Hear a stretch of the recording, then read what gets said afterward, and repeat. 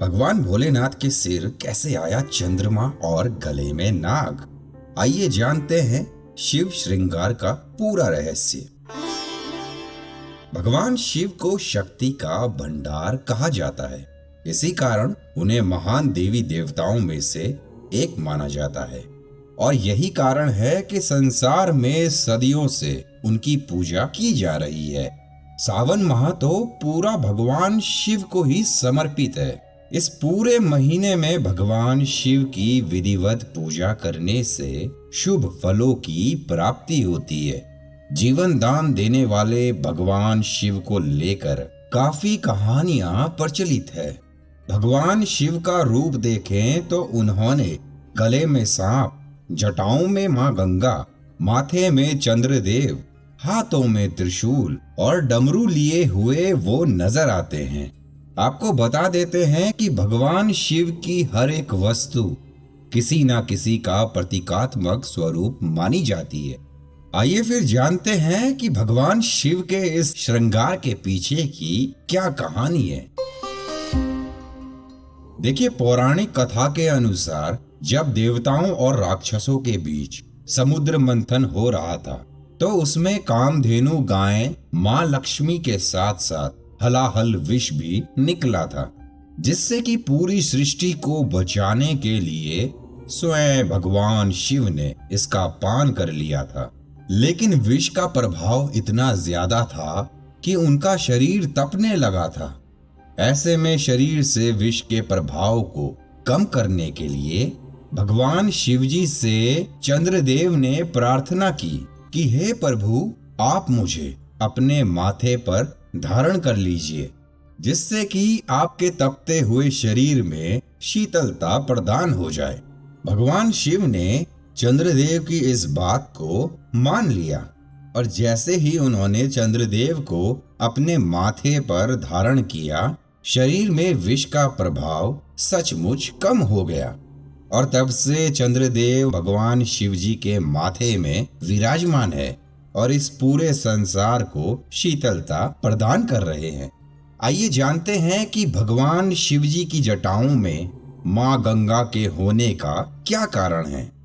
शिव पुराण के अनुसार भागीरथ ने मां गंगा को पृथ्वी पर लाने के लिए एक कठोर तपस्या की, जिससे कि वो अपने पूर्वजों को मोक्ष दिला सके।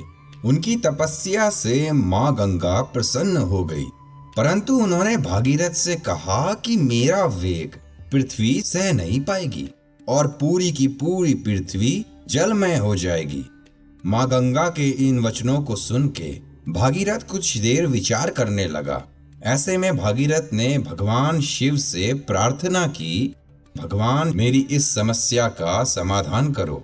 भगवान शिव तीनों लोकों के स्वामी हैं और भागीरथ की सच्चे मन से करी गई ये तपस्या उनसे नहीं छिपी थी। भागीरथ द्वारा करी गई इस प्रार्थना से प्रसन्न होकर भगवान शिव ने मां गंगा को अपनी जटा में धारण किया और जानते हैं, सिर्फ एक जटा ही खोली, जिससे कि पृथ्वी में मां गंगा अवतरित हो सके। आइए इसके आगे जानते हैं कि भगवान शिव जी के गले में सर्प होने का क्या कारण है। भगवान शिव के गले में सर्प भी है और माना जाता है कि उनके गले में कोई साधारण सर्प नहीं बल्कि वासुकी सर्प है।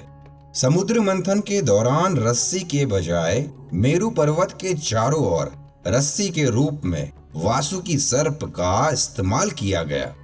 एक तरफ तो देवता थे और दूसरी तरफ राक्षस थे। जिस समय मंथन किया जा रहा था उस समय मेरु पर्वत के घर्षण से वासुकी सर्प का पूरा शरीर लहूलुहान हो गया था।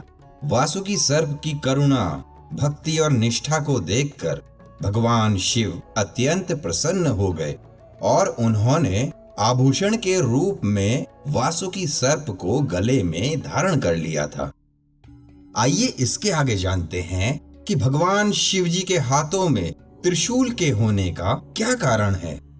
पौराणिक कथाओं के अनुसार भगवान शिव जब प्रकट हुए थे तब उनके साथ रज, तम और सद्गुण भी प्रकट हुए थे। माना जाता है कि इन्हीं तीनों गुणों से मिलकर त्रिशूल बना था और ये भी माना जाता है कि भगवान भोलेनाथ का त्रिशूल 3 काल यानी भूतकाल, वर्तमान और भविष्य काल को जोड़कर देखा जाता है और यही कारण भी है कि भगवान शिव को त्रिकालदर्शी भी कहा जाता है। आइए अंत में जानते हैं कि भगवान शिव के पास में डमरू के होने का क्या कारण है। भगवान शिव ने सृष्टि के संचार के लिए डमरू धारण किया हुआ था।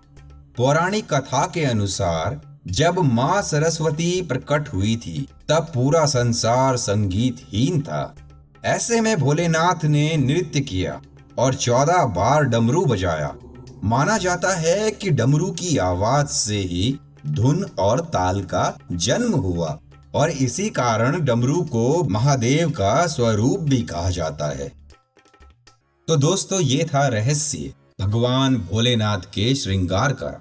तीनों लोकों में केवल भगवान भोलेनाथ ही एक ऐसे भोले भगवान हैं जो अपने भक्तों का हाथ थाम ले तो कभी भी उनका हाथ नहीं छोड़ते हैं और जिंदगी के हर एक पड़ाव पर अपनी पूर्ण कृपा दृष्टि अपने भक्तों के ऊपर बनाए रखते हैं। तो आशा करते हैं आपको हमारे द्वारा दी गई ये सभी जानकारियां जरूर पसंद आई होगी। इसी तरह से भक्तिपूर्ण कहानियां, कथाएं और जानकारी जानने के लिए आज ही जुड़िए ज्ञान गंगा के साथ में। कहानी को लाइक करना ना भूलिएगा, शेयर करना ना भूलिएगा और अपने कमेंट जरूर दीजिएगा कि आपको हमारे द्वारा सुनाई गई ये सभी कहानियां कैसी लगती हैं। मिलते हैं फिर एक और नई कहानी के साथ में आपके अपने चैनल ज्ञान गंगा में। हर हर महादेव।